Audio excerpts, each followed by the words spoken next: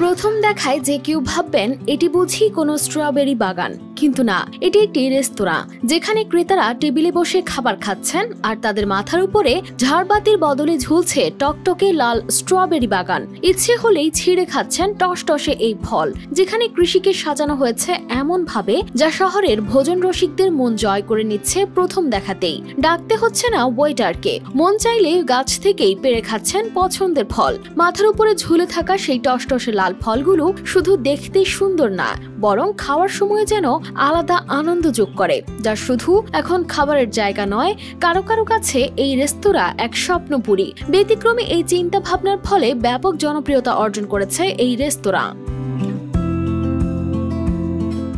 একনল hand wash 100% paraben free, তাই নিরাপদ হাতের জন্য আস্থা রাখুন একনলে। চীনের ঝেজিয়াং প্রদেশের হাংজু শহরের কাছেই অবস্থিত তাংছি গ্রামে গড়ে উঠেছে এই এয়ার স্ট্রবেরি পিকিং গার্ডেন। প্রতিদিন প্রায় 500 জন মানুষ ছুটে আসছেন এখানে, যাদের বেশিরভাগই নারী ও শিশু।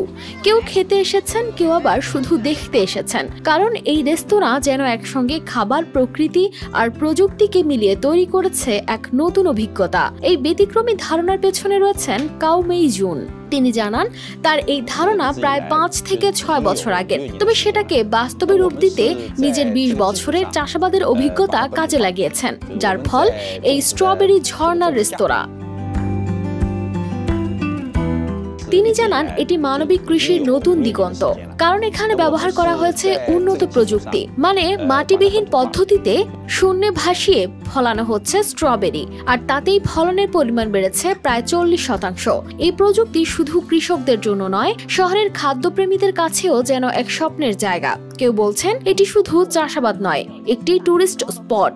কেউ আবার মুগ্ধ হয়ে বলছেন এটি সাধারণ কোনো রেস্টুরেন্ট নয়, এটি যেন এক শিল্প।